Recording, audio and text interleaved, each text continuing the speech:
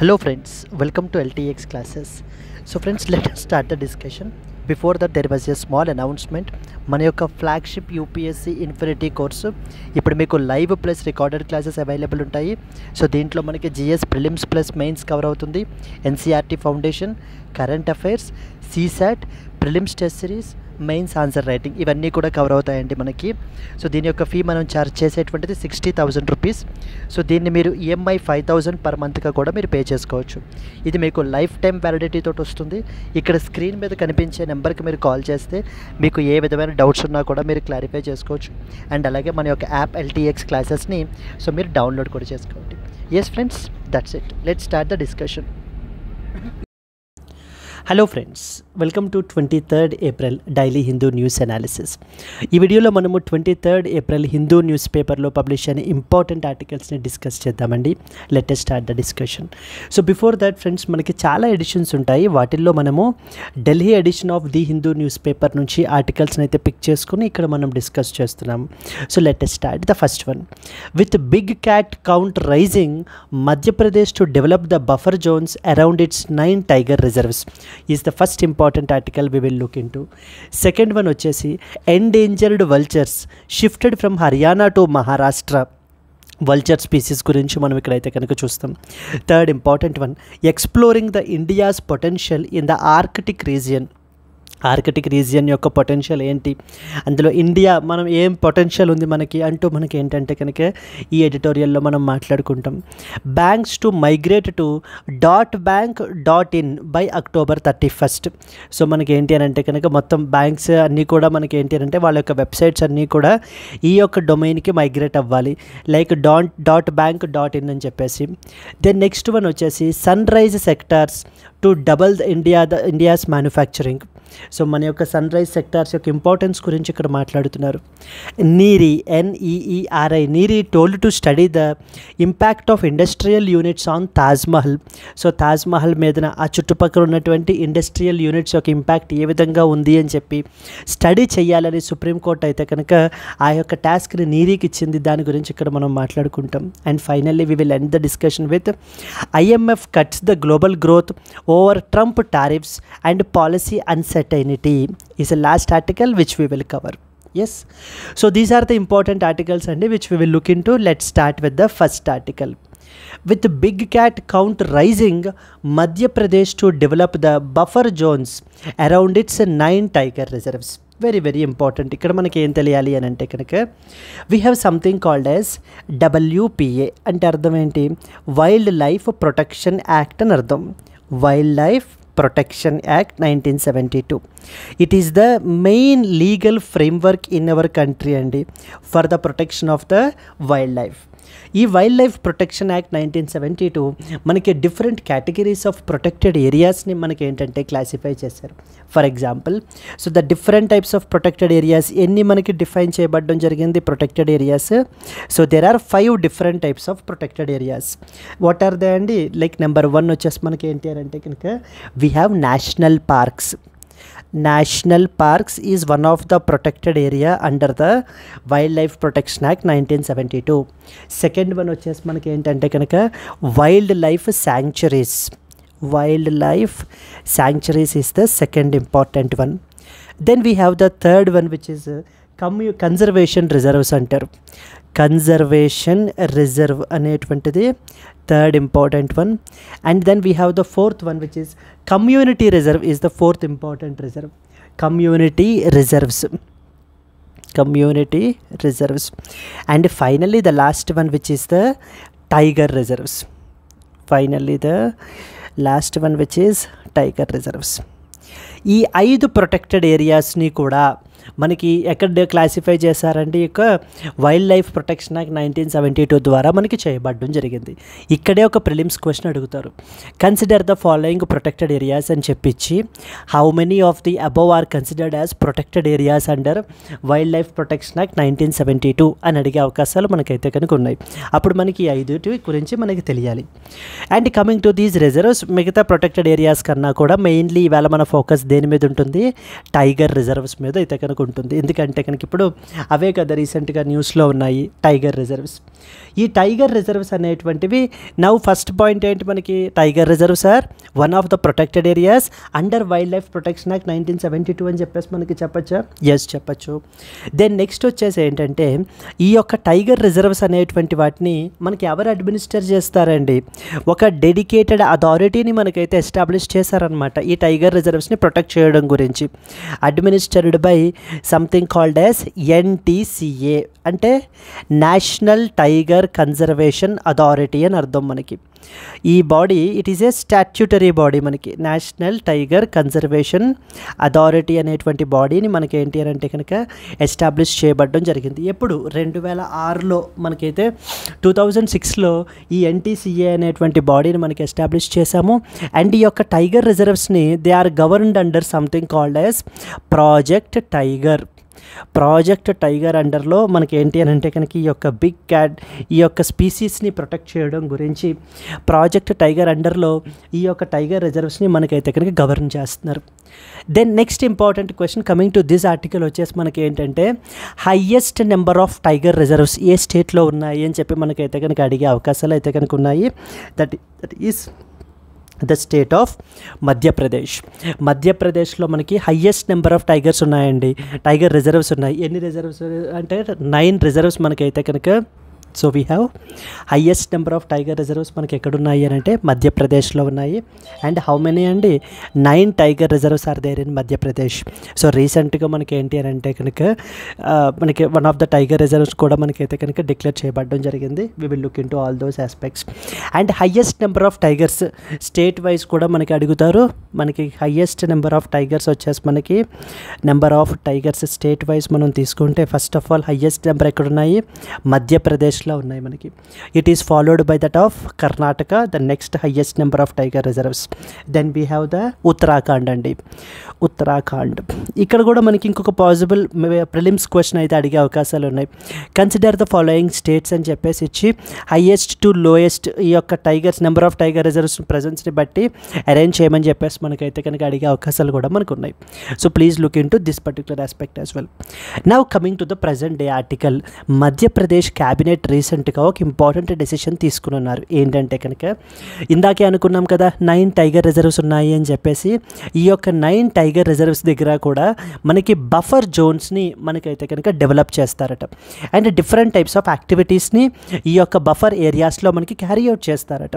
For example like మనం తీసుకున్నట్లయితే కనుక implementation of wild life protection and fire safety measures తీసుకోవడము, నెక్స్ట్ వచ్చేసి గ్రాస్ ల్యాండ్స్ని డెవలప్ చేయడము, so health monitoring and treatment of wild animals, skill development అక్కడ ఉండేటువంటి లోకల్ కమ్యూనిటీస్కి స్కిల్ డెవలప్మెంట్ ట్రైనింగ్ ప్రోగ్రామ్స్ అవి కూడా కండక్ట్ చేయడము, ఇవన్నీ కూడా మనకి ఏంటి అని అంటే కనుక ఈ యొక్క స్కీమ్ అండర్లో మనకి చేస్తున్నారు. So let us read some important points associated with this scheme and ఏవేవి యాక్టివిటీస్ అయితే చేస్తున్నారు అనేటువంటివన్నీ కూడా మనం చూద్దాం ఇక్కడ. The Madhya Pradesh government has recently approved a 145 crore స్కీమ్ని అయితే కనుక మనకి రీసెంట్గా లాంచ్ చేయబడడం జరిగింది. ఈ యొక్క స్కీమ్ మనకి ఏంటంటే కనుక So this scheme focuses on developing the buffer zones around its 9 tiger reserves to enhance the conservation efforts due to the rising tiger population. So మనం తీసుకుంటే highest number of tiger reserves మనకి ఏ స్టేట్లో ఉన్నాయండి, Madhya Pradesh has the highest number of the tiger reserves, మనకి around 785 tigers. And the population వచ్చేసి 526 నుంచి 785కి మనకైతే కనుక ఇంక్రీజ్ అయిందని చెప్తున్నారు. And which of the following state is also considered as the India's tiger state అని కూడా పిలుస్తూ ఉంటారు అని అంటే కనుక that is the state of Madhya Pradesh. The state of Madhya Pradesh is also regarded as the India's tiger స్టేట్గా మనం అయితే కనుక పిలవడం జరుగుతుంది, ahead of that of the Karnataka. ఇప్పుడు ఏ స్కీమ్ మనకి తీసుకుని వస్తున్నారు వీళ్ళు అంటే a new scheme that is titled development of buffer zones in tiger reserves అనేటువంటి స్కీమ్ని రీసెంట్గా మన యొక్క మధ్యప్రదేశ్ యొక్క క్యాబినెట్ వాళ్ళు అయితే కనుక అప్రూవ్ చేయబడడం జరిగిందండి. అండ్ దీనికి అలొకేషన్ వచ్చేసి మనకి ఏంటి అని అంటే 145 crore అయితే కనుక అలొకేట్ చేస్తున్నారు. ఏం చేస్తారు దీనివల్ల, to strengthen the ecological safety and conservation in the buffer areas of these tiger reserves మనకైతే కనుక ప్రొటెక్ట్ చేయబడడం జరుగుతుంది. ఈ స్కీమ్ అండర్లో మనకి ఏమేమి యాక్టివిటీస్ క్యారీ అవుట్ చేయబడడం జరుగుతుంది. మొదటిది వచ్చేసి ఏంటంటే చైన్ లింక్ ఫెన్సింగ్ అనేటువంటి దాన్ని మనకి ఏంటి అని అంటే కనుక ఎస్టాబ్లిష్ చేస్తారట. ఎందుకని? To reduce the human animal కాన్ఫ్లిక్ట్ని మనకి ఏంటి అని అంటే కనుక రెడ్యూస్ చేయడం గురించి. నెక్స్ట్ వచ్చేసి ఇక్కడ గ్రాస్ ల్యాండ్స్ని డెవలప్ చేయడము and as well as water సోర్సెస్ని ఇంప్రూవ్ చేయడము, సో దట్ మనకి ఏమవుతుంది అక్కడ ఉండేటువంటి వైల్డ్ లైఫ్ని సపోర్ట్ చేయడం గురించి. దెన్ ఫైర్ సేఫ్టీ మెజర్స్ అనేటువంటివి తీసుకుంటారు to improve the reserve management. Monitoring and treatment of wild animals అనేటువంటిది క్యారీ అవుట్ చేయడం జరుగుతుంది. అక్కడ ఉండేటువంటి లోకల్ కమ్యూనిటీస్కి స్కిల్ డెవలప్మెంట్ ట్రైనింగ్ అనేటువంటిది ప్రొవైడ్ చేస్తారండి. So that to create livelihood opportunities and reduce the dependency upon the forests, మనకి dependency అనేది రెడ్యూస్ చేయడం గురించి. అండ్ మోస్ట్ రీసెంట్ అడిషన్ ఏది మనకి Madhav tiger reserve is the new thing మనకి. So that this was the 9th tiger reserve in the which is located in the state of Madhya Pradesh. ఇక్కడ మనకైతే కనుక around 2 female were introduced in 2023 under the tiger reintroduction project మనకి. So మధ్యప్రదేశ్నే కదా ఇందాక అనుకున్నాము, it has 9 tiger reserves, the highest among the Indian states. So ఏమేమి ఉన్నాయి మనకి? For example Kanha tiger reserve, Pench tiger reserve, Bandhavgarh tiger reserve, Satpura tiger reserve, then Panna, Sanjay Dubri, next వచ్చేసి Durgavati, then we have Ratapani and finally we have the Madhav Tiger Reserve. In total మనకి 9 tiger reserves ఉంటాయి. ఈ tiger reserves 9 పేర్లు మనకి గుర్తుండాలి. ఎందుకంటే consider the following tiger reserves అని ఇచ్చి which of the above tiger reserves are located in the state of Madhya Pradesh అని చెప్పేసి అడిగినట్లయితే కనుక మనం ఆన్సర్ చేయడానికి మనకి 9 టైగర్ రిజర్వ్స్ నేమ్స్ కూడా మనకు గుర్తుండాలండి. ఓకేనా? What are they? Kanha, Pench, Bandhavgarh, Satpura, Panna, Sanjay Dubri, Durgavati, Ratapani and as well as the Madhav tiger reserves. ఇవన్నీ కూడా మనకి ఇక్కడికి ఇలా అర్థమైన తర్వాత ఇందాక ఒక మాట అనుకున్నాం, టైగర్ రిజర్వ్స్ని అడ్మినిస్టర్ చేసేటువంటి బాడీ మనకి సంథింగ్ కాల్డ్ యాజ్ NTCA అనుకున్నాం కదా. సో NTCA గురించి ఇప్పుడు నేషనల్ టైగర్ కన్జర్వేషన్ అథారిటీ అని ఒక డెడికేటెడ్ స్టాట్యూటరీ బాడీని మనం ఎస్టాబ్లిష్ చేసామండి. NTCA అనేది స్టాట్యూటరీ బాడీ. ఏ మినిస్ట్రీ అండర్లోకి వస్తుంది? Ministry of environment, forest and climate change అండర్లోకి వస్తుంది. ఎప్పుడు ఎస్టాబ్లిష్ చేశారు? 2006లో కదా. ఏ యాక్ట్ ద్వారా? Wild life protection act 1972. ఇక్కడ మనకి రకరకాల యాక్ట్స్ ఇస్తారండి. For example environment protection act ద్వారా మనకైతే కనుక ఎస్టాబ్లిష్ అయింది. ఇలా మనకి వేరియస్ ఆప్షన్స్ ఇస్తూ ఉంటారు. నేషనల్ టైగర్ కన్జర్వేషన్ అనేటువంటిది అథారిటీ అనేది స్టాట్యూటరీ బాడీ, అంటే పార్లమెంట్ ఒక లా ద్వారా ఎస్టాబ్లిష్ చేయబడ్డ బాడీ. ఇది మనకి ministry of environment, forest and climate change అండర్లో మనకైతే కనుక వర్క్ చేస్తుంది. In order to give the legal backing to that of the project tiger, మనకి ఏంటి అంటే కనుక దీని ఆబ్జెక్టివ్ సెంటర్ స్టేట్ కోఆర్డినేషన్ ఇంకా ప్రమోట్ చేయాలి in protecting the tigers. Next వచ్చేసి facilitate the parliamentary oversight over the conservation and అక్కడ ఉండేటువంటి లోకల్ కమ్యూనిటీస్ యొక్క లైవ్లీహుడ్ కన్సర్న్స్ని కూడా అడ్రస్ చేయడం గురించి మనకైతే కనుక ఈ యొక్క బాడీ వర్క్ చేస్తుందండి. అండ్ మోస్ట్ ఇంపార్టెంట్ పాయింట్ ఏంటంటే who of the following is considered as that of the chairperson. Ministry of environment, forest and climate change యొక్క మినిస్టరే దీనికి చైర్పర్సన్గా మనకి ఏంటి అంటే కనుక వ్యవహరిస్తారు. Ministry of state, so that is next important one. So how can the buffer zone development around tiger reserves contribute to wildlife conservation and sustainable local livelihoods? Illustrate with recent examples from the state of Madhya Pradesh. So can be a potential question andi.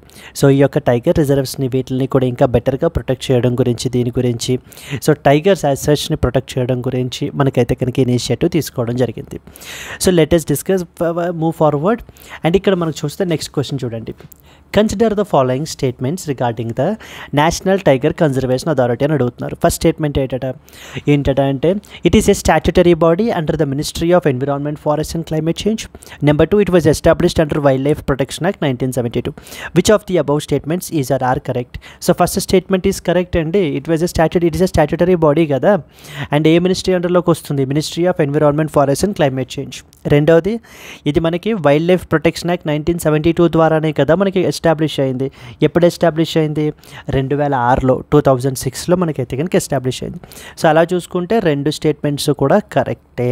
Both 1 and 2 are correct statements. So that is NTCA functions under Ministry of Environment, Forest and Climate Change as a statutory authority. It was established in 2006 under Wildlife Protection Act 1972. Next, ఇక్కడ చూడండి. Consider the following tiger reserves: Sanjay Dubri Tiger Reserve, Sarsika Tiger Reserve, Durgavati Tiger Reserve, Bandipur Tiger Reserve. Which of the above is or are located in the Madhya Pradesh? 1 and 2 only, 1 and 3 only, 2 and 4 only, 1, 2, 3 only. ఈ question మనం already ఇందాక చూసాం కదా, 9 tiger reserves గుర్తుండాలి అని అనుకున్నాం కదా మనము.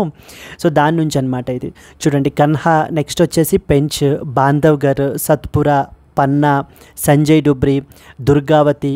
సో సంజయ్ డుబ్రి ఇచ్చారు కదా మనకి ఇక్కడ స్టేట్మెంట్లో ఇచ్చారు, దుర్గావతి ఇచ్చారు, దుర్గావతి టైగర్ రిజర్వ్ ఇచ్చారు, Ratapani tiger reserve and as well as Madhav tiger reserve. Coming to our question. ఇప్పుడు చూస్తే క్వశ్చన్లో మనకి ఏ statements correct? Sanjay Dubri tiger reserve కరెక్టే. నెక్స్ట్ వచ్చేసి దుర్గావతి టైగర్ రిజర్వ్ కరెక్టే. సర్సికా టైగర్ రిజర్వ్ లేదు, బందీపూర్ టైగర్ రిజర్వ్ లేదు. 1 and 3 only is the answer అండి. ఇలా అడుగుతారు మనకి. సో ఇలా టైగర్ రిజర్వ్స్ పేర్లు ఇచ్చేసి ఎన్ని మనకి మధ్యప్రదేశ్లో మనకు ఉన్నాయని ఇలాంటి క్వశ్చన్స్ కూడా మనం ఎక్స్పెక్ట్ చేయొచ్చు. Now it's your turn to please comment. So the second one and as well as the fourth one, that is Sariska tiger reserve and Bandipur tiger reserve ఎక్కడున్నాయి అనేటువంటిది కమెంట్ అయితే కనుక చేయండి. Okay, further moving forward to the next question. Which of the following states is known as the tiger state of the India because of due to having the highest number of tigers as per tiger census 2022? Karnataka, Maharashtra, Madhya Pradesh and as well as Uttarakhand. ఏ స్టేట్ని మనకైతే కనుక tiger state అని చెప్పేసి మనకైతే కనుక పిలుస్తారు అని అంటే కనుక, so state of Madhya Pradesh is the answer అండి. Madhya Pradesh is referred to as the tiger state of India and it is recorded the highest tiger population అనమాట, surpassing the Karnataka which had 563 tigers. Okay, moving forward to the next important article. Endangered vultures are shifted from Haryana to Maharashtra. Yes.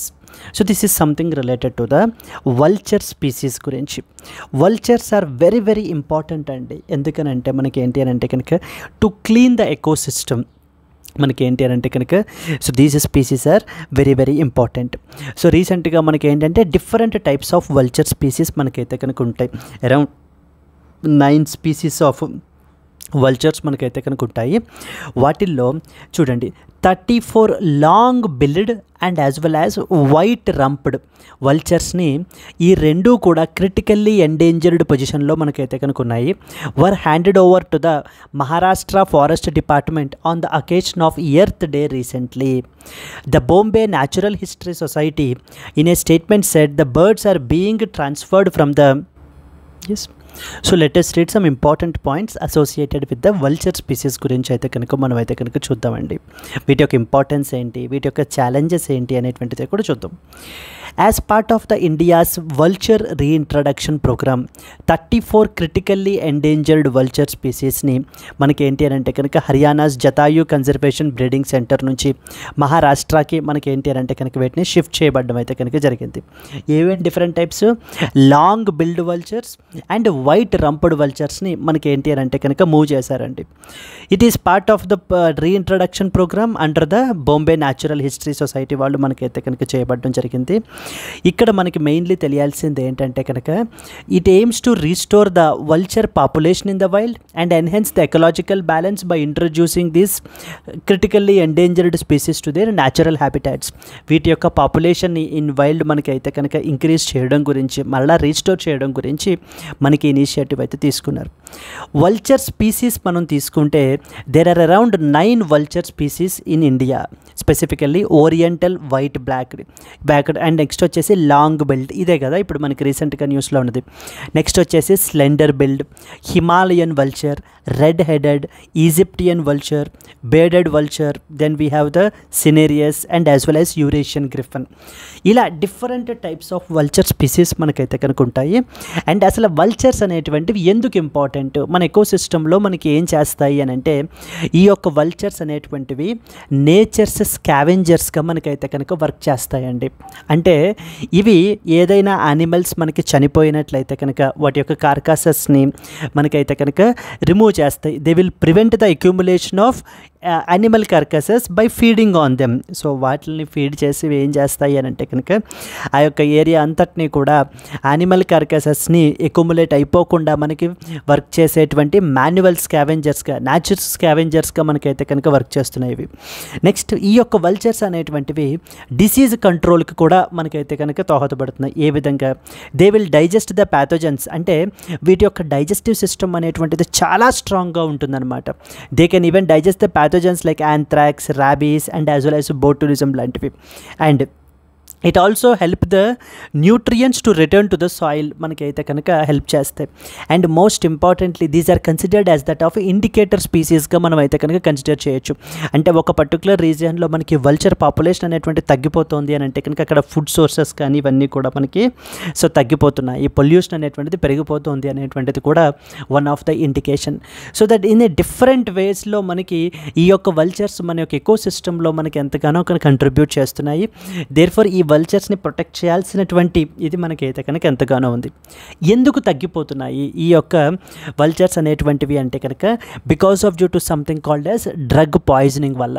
అంటే కొన్ని important drugs ఉంటాయి మనకి, diclofenac అని, కిటోప్రోఫిన్, next వచ్చేసి aceclofenac అని చెప్పేసి ఇవి కన్జ్యూమ్ చేయటం వల్ల కిడ్నీ ఫెయిల్యూర్స్ అనేటువంటివి జరుగుతున్నాయి వల్చర్స్లో. అంటే జనరల్లీ మనకి ఏంటి అని అంటే కనుక ఈ యొక్క డ్రగ్స్ని క్యాటిల్కి వాటికి ఇచ్చినప్పుడు సో అవి చనిపోయిన తర్వాత వాటి యొక్క కార్కాసెస్ మీద ఫీడ్ చేసినప్పుడు ఆ యొక్క డ్రగ్స్ అనేటువంటివి వీటి బాడీలోకి కూడా వెళ్ళిపోయి kidney failures and as well as it is even leading to that of the death of these particular vultures.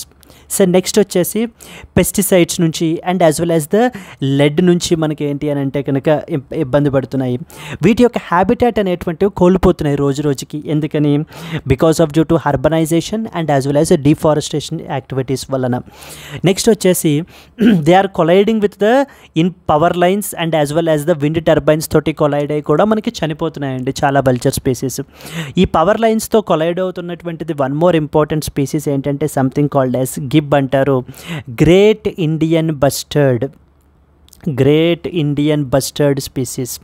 So ఈ యొక్క గ్రేట్ ఇండియన్ బస్టర్డ్ స్పీసీస్ యొక్క IUCN స్టేటస్ ఏంటి అనేటువంటిది కమెంట్ అయితే చేయండి. బికాస్ ఈ యొక్క స్పీసీస్ మనకి చాలా ఇంపార్టెంట్ అనమాట, గ్రేట్ ఇండియన్ బస్టర్డ్ అనేటువంటి స్పీసీస్.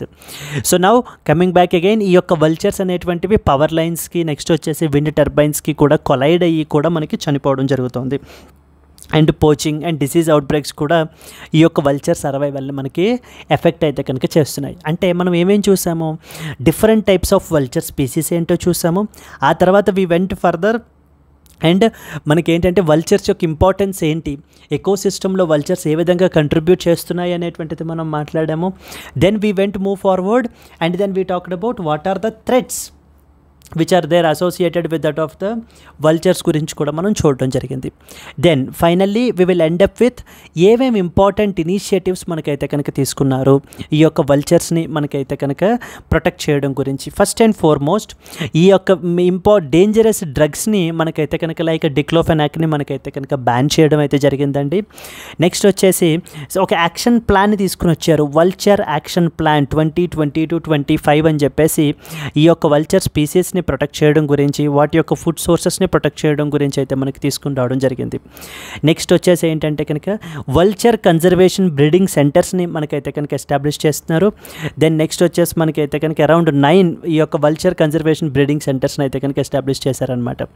దెన్ నెక్స్ట్ వచ్చేసి మనకి సేఫ్ ఫీడింగ్ జోన్గా ఫర్ వల్చర్స్ ప్రొవైడ్ చేయడం గురించి వల్చర్ రెస్టారెంట్ కూడా మనకైతే కనుక ఎస్టాబ్లిష్ చేశారు. సో పాసిబుల్ మెయిన్స్ క్వశ్చన్ మనకి చూస్తే discuss the ecological significance of vultures and evaluate the India's efforts in vulture conservation can be a potential mains question with respect to vultures. So first one we talked about tiger reserves గురించి మనం మాట్లాడుకోవడం జరిగింది. And రెండవది మనకి ఏంటి అని అంటే కనుక వల్చర్స్ గురించి అయితే కనుక కూడా మనం మాట్లాడడం జరిగింది. This was the second important article that you are expected to know about. Let us move on to that of the third one. Moving on to the next one. Banks to migrate to the .bank.in domain by the October 31st. Reserve bank of India రీసెంట్గా ఒక important ఇదైతే మనకి తీసుకుని వచ్చారు.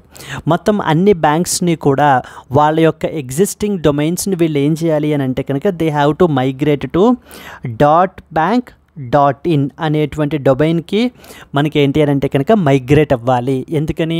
So పబ్లిక్లో trust అనేటువంటిది పెంచడం గురించి అండ్ అలాగే to make them more cyber security అనేటువంటిది పెంచడం గురించి, ఎన్హాన్స్ చేయడం గురించి మనకైతే కనుక ఇనిషియేటివ్ మనకి తీసుకుంటున్నారు.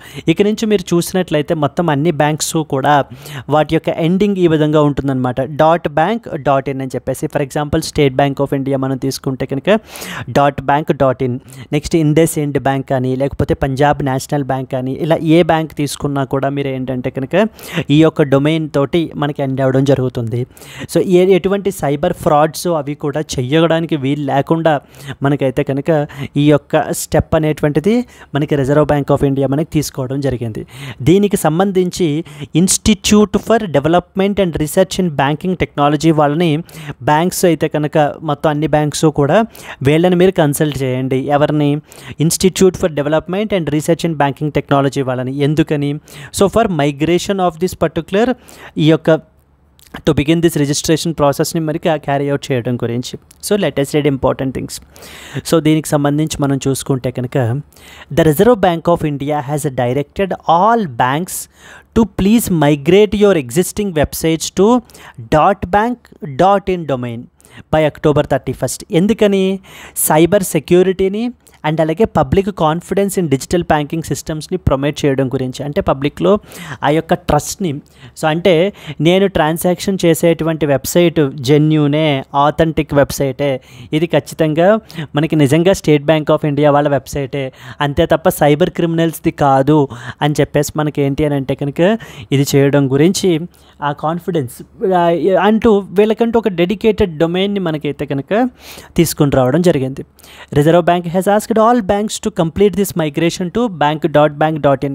మీరు స్టేట్ లెవెల్ ఎగ్జామ్స్ రాసేటువంటి వాళ్ళ దగ్గర వాళ్ళకి అడుగుతూ ఉంటారండి ఈ క్వశ్చన్. ఏమని అంటే కనుక రిజర్వ్ బ్యాంక్ ఆఫ్ ఇండియా రీసెంట్గా మొత్తం అన్ని బ్యాంక్స్ని కూడా వీళ్ళు ఈ పలానా డొమైన్కి మైగ్రేట్ అవ్వమని చెప్పేసి చెప్పారు. ఆ డొమైన్ ఏంటి అని అడుగుతూ ఉంటారు.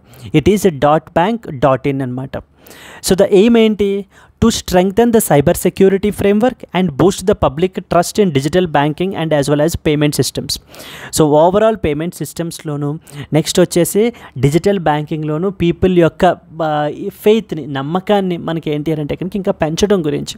ఎందుకనంటే మనము డిజిటల్ ఇండియా అని చెప్పేసి మనం ఏంటి అని అంటే కనుక క్యాష్ని కంప్లీట్లీ ఇది చేస్తూ మనం ఏం చేస్తున్నాము, ఆన్లైన్ ప్లాట్ఫామ్స్ని మనం ప్రమోట్ చేయడం జరుగుతుంది.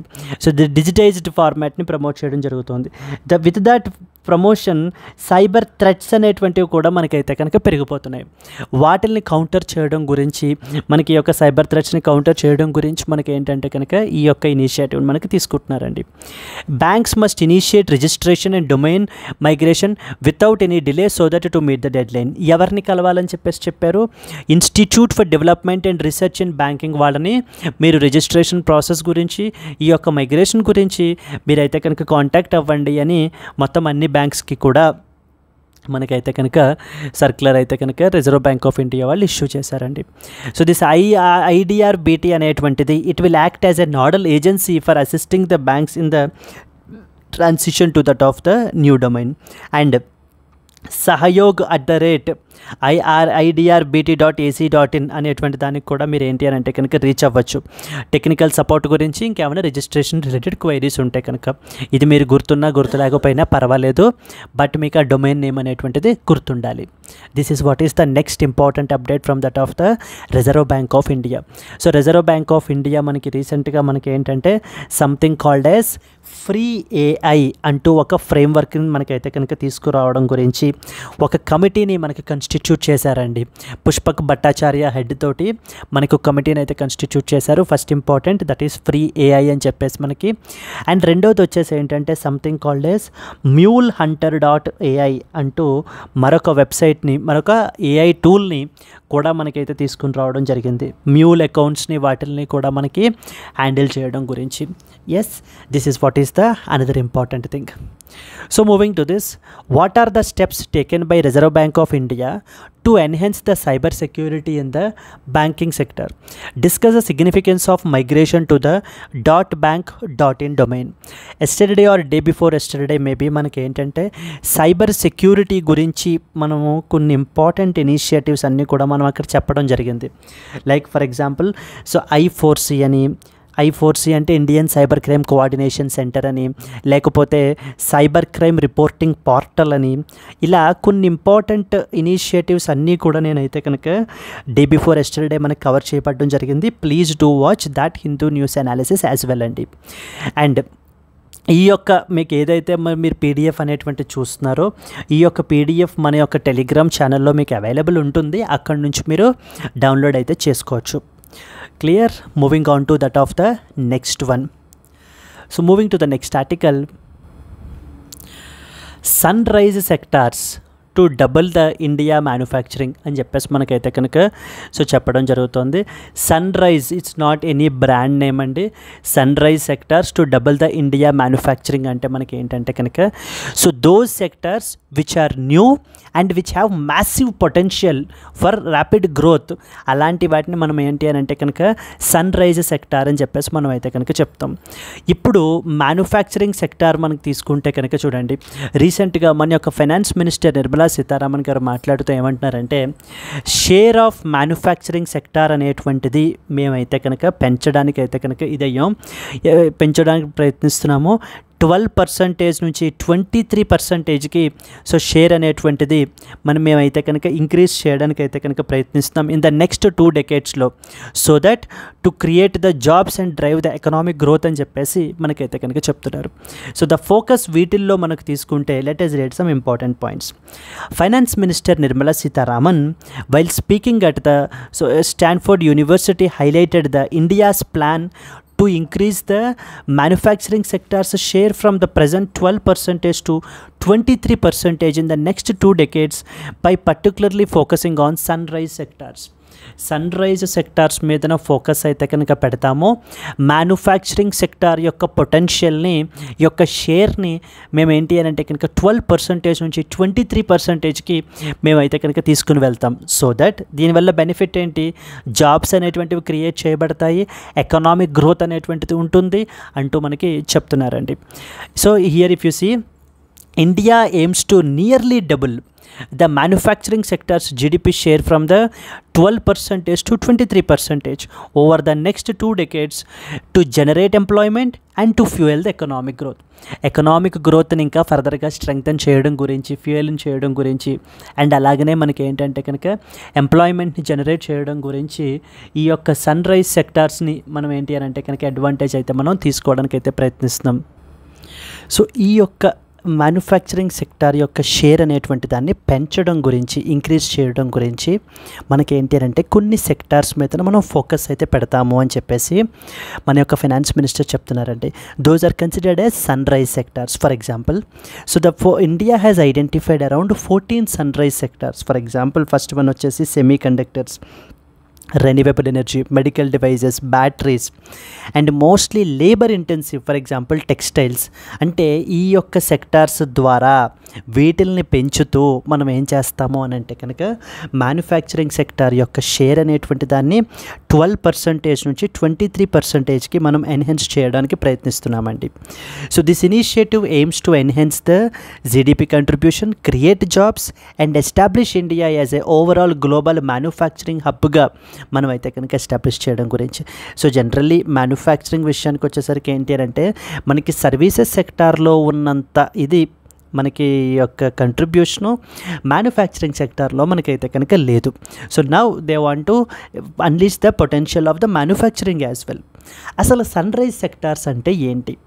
Sun rise sectors are basically new rapidly growing industries which are in early development stages, కానీ వాటికి హై పొటెన్షియల్ ఉంటుంది for expansion and as well as the long term growth. అలాంటి వాటిని మనము సన్ రైజ్ సెక్టార్స్ అని చెప్పేసి పిలుస్తాం. For example electronics and semiconductors కానివ్వండి, లేకపోతే electric vehicles EVs.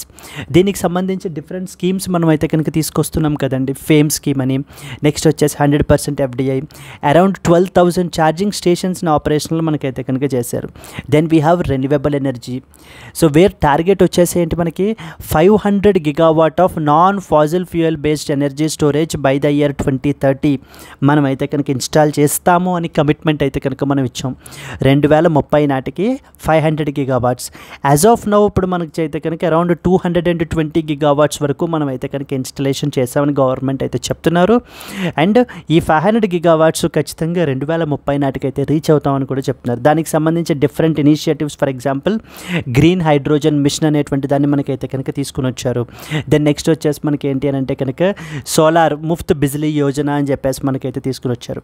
Next sunrise sector వచ్చేసి agro and as well as food processing sector అనేటువంటిది ఒకటి. Then health care and as well as pharmaceuticals. And then we have artificial intelligence, another important thing మనకి, which have very wide applications. Health care సెక్టార్లోనూ, financing, education, manufacturing మొత్తం అన్నిటిలోని కూడా AI has a huge potential.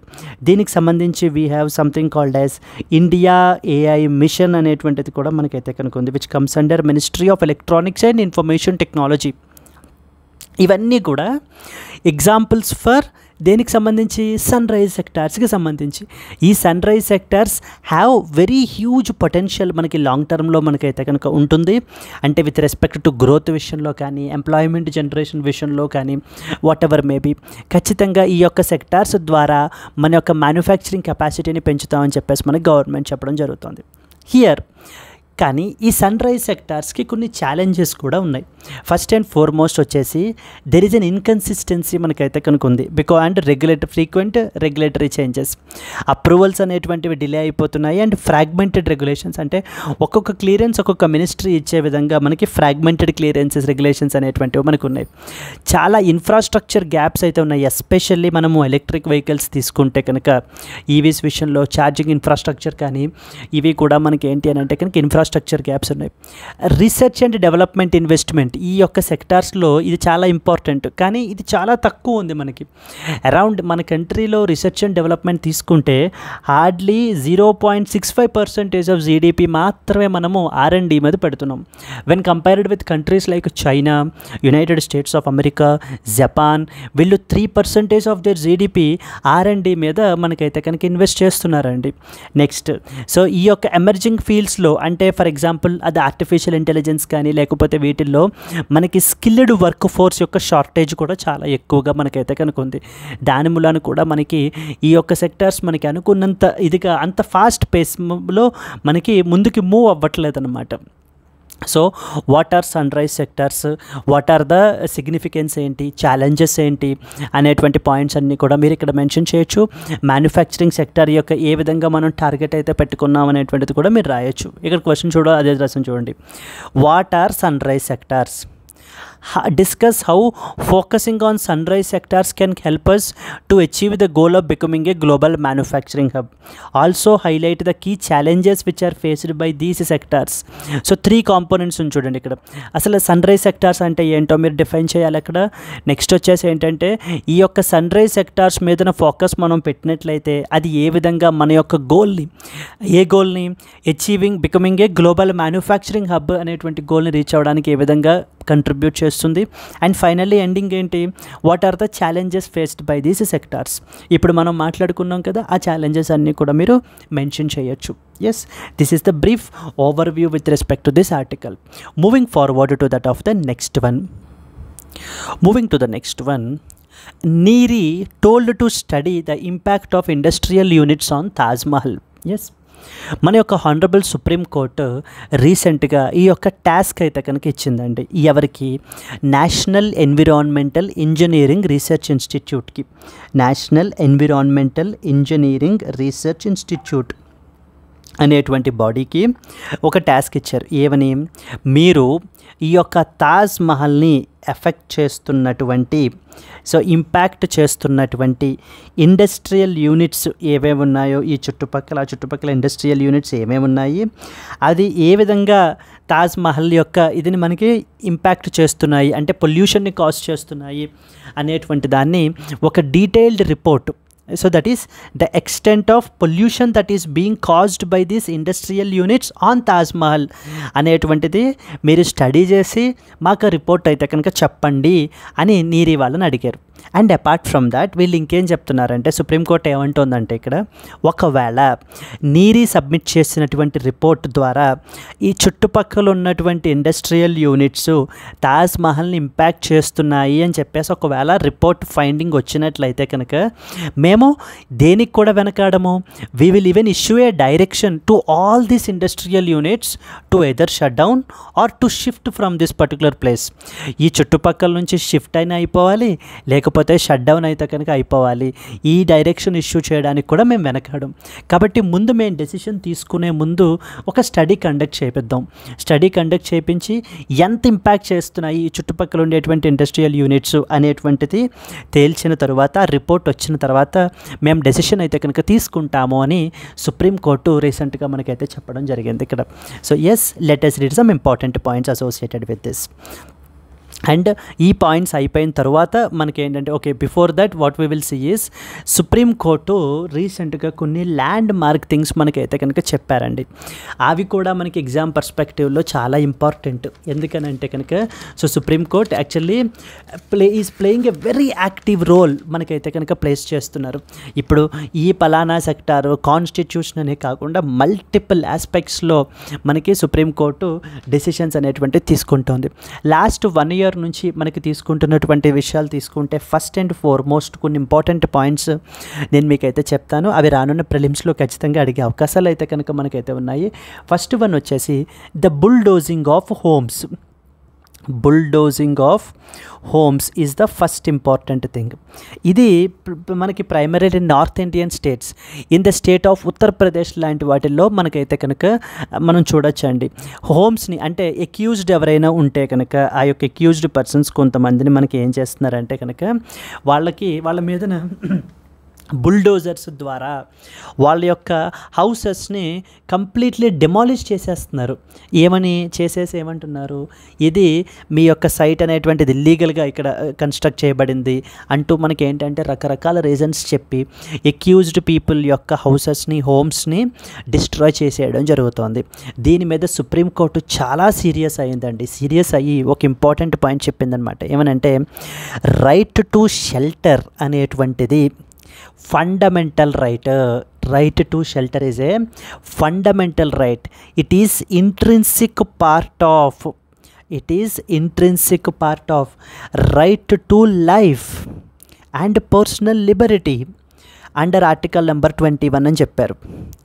Right to shelter, ఇప్పుడు వీళ్ళందరికీ కూడా ఆ యొక్క ప్రతి ఒక్కరికి కూడా ఆ యొక్క హక్కు అయితే కనుక ఉంది.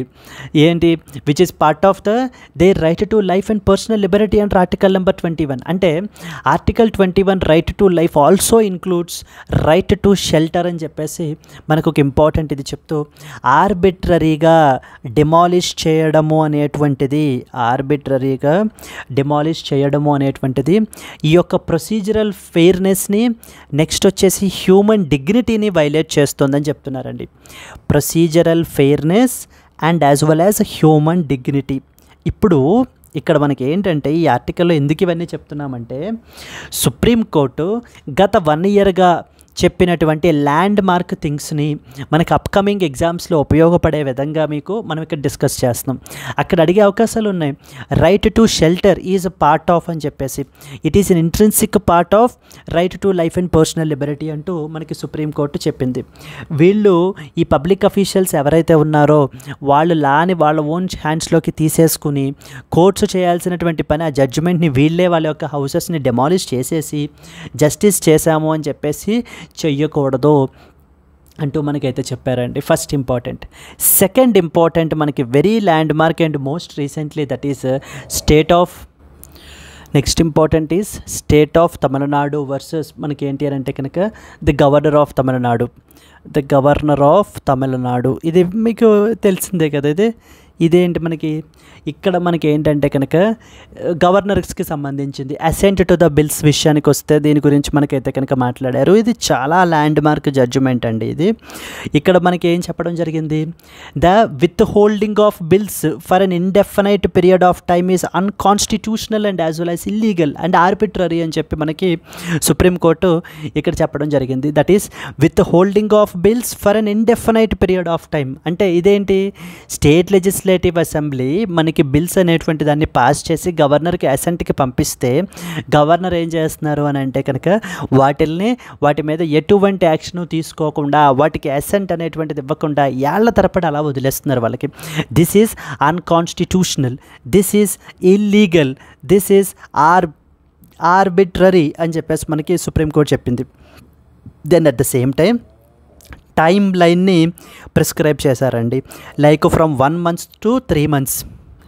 So the next important timeline మనకైతే కనుక ప్రిస్క్రైబ్ చేశారండి ఈ యొక్క state of Tamil Nadu versus governor of Tamil Nadu కేసులో. మనకి సుప్రీంకోర్టు ఏం చెప్పింది అని అంటే కనుక so detailed timeline, so 1 month to 3 months మనకైతే కనుక ప్రిస్క్రైబ్ చేయబడడం జరిగింది. And the next third important decision మనకి దేని గురించి అని అంటే something related to the industrial alcohol గురించి మనకైతే తీసుకుని మనకి అయితే ఏం చెప్పారు అని అంటే it is the states which have the authority. So the states have the authority to regulate the industrial alcohol అని చెప్పేసి మనకి థర్డ్ ఇంపార్టెంట్ జడ్జ్మెంట్ అయితే మనకి తీసుకోవడం జరిగింది. సో మీరు ఏంటంటే కనుక ఇండస్ట్రియల్ ఆల్కహాల్ గురించి మనం తీసుకుంటే third important point. And then coming to the fourth important decision something related to the sub classification గురించి. అంటే with respect to scheduled caste and scheduled ట్రైబ్స్కి సంబంధించి sub classify allowed the states to sub classify. So allow the states to carry out the sub classification of scheduled castes and as well as scheduled tribes, అంటే to SCs and as well as STs. అంటే ఇప్పుడు మనకి BC backward classes తీసుకుంటే దాంట్లో sub categorisation ఉంటుంది కదా, BCA, BCB, BCC ఈ విధంగా. అదేవిధంగా మనకి ఏంటంటే ఎస్సీస్లో కూడా ఫర్దర్గా సబ్ క్లాసిఫై చేయడం గురించి. ఎందుకంటే వాళ్ళలో మోస్ట్ డిజర్వింగ్ పీపుల్కి ఇంకా రిజర్వేషన్ అనేటువంటిది ఎక్కువగా ముందు హై ప్రయారిటీగా మనం అయితే కనుక ప్రొవైడ్ చేయాలి. కాబట్టి it is the duty of the states to sub classify the scheduled caste and scheduled tribes అంటూ మనకి నెక్స్ట్ ఇంపార్టెంట్ జడ్జ్మెంట్ అయితే చెప్పారు.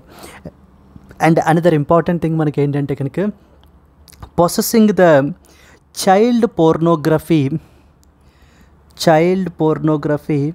is a punishable offense under the POCSO act అని చెప్పేసి మనకైతే కనుక చెప్పడం జరిగింది. అంటే వ్యూయింగ్ కానీ లేకపోతే స్టోరింగ్ కానీ పొసెసింగ్ కానీ ఏవైనా కూడా of the child pornography is a criminal offence అని చెప్పేసి మనకి ఈజ్ ఎ పనిషబుల్ అఫెన్స్ అని చెప్పేసి మనకి ఈ యొక్క కేసు కూడా ల్యాండ్ మార్క్ కేసు చెప్పడం జరిగిందండి. సో ఇవన్నీ చూస్తే మనకి ఏంటంటే గత 1 year నుంచి సుప్రీంకోర్టు తీసుకుంటున్నటువంటి important decisions. They can ask you question with respect to right to shelter or state of Tamil Nadu versus governor of Tamil Nadu case యొక్క మెయిన్ అవుట్కమ్ ఏంటి అని చెప్పేసి అడగచ్చు. లేకపోతే ఇండస్ట్రియల్ ఆల్కహాల్కి సంబంధించి రెగ్యులేటరీ కంట్రోల్ ఎవరి కంట్రోల్లో ఉంటుంది అని చెప్పేసి మనకైతే చెప్తారు. Then the sub classification of ఎస్సీస్ అండ్ యాజ్ వెల్ యాజ్ ఎస్టీస్కి సంబంధించి ఇదే స్టేట్మెంట్ ఇచ్చి supreme court recently rejected the idea so that sub classification should not be done. States ఎవరు కూడా సబ్ క్లాసిఫికేషన్ చెయ్యకూడదు అని చెప్పి మనకి స్టేట్మెంట్స్ ఇస్తుంటారండి. కానీ that is a wrong one. It allowed the states in fact to do the sub classification. And finally possessing the child pornography is a criminal offence under the POCSO act అని చెప్పేసి కూడా మనకైతే కనుక చెప్పడం జరిగింది. So these are the important things that you are expected to know. Now coming to the present day ఈ యొక్క ఆర్టికల్లోకి వచ్చేసినట్లయితే కనుక ఇప్పుడు దేని గురించి మాట్లాడుతున్నారు.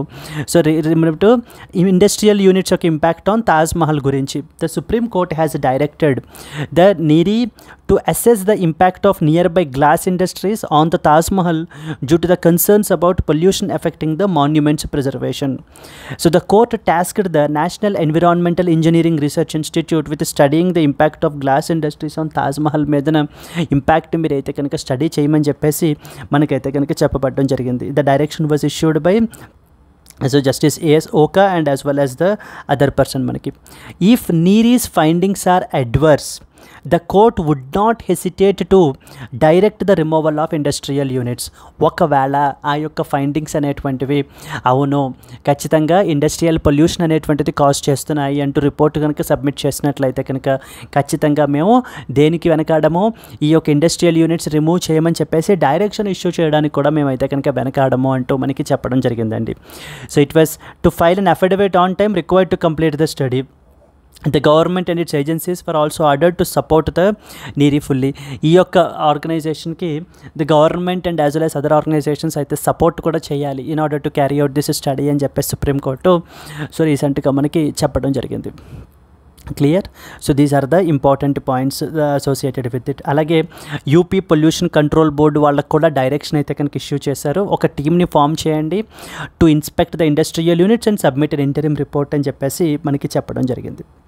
And now national environmental engineering research institute అనేటువంటిది premier research institute under the CSIR council for scientific and industrial research అండర్లో one of the premier research institute అండి మనకి ఈ యొక్క నీరీ అనేటువంటి బాడీ. వీళ్ళు ఎన్విరాన్మెంటల్ సైన్స్ అండ్ ఇంజనీరింగ్ మీద focus అయితే చేస్తారు.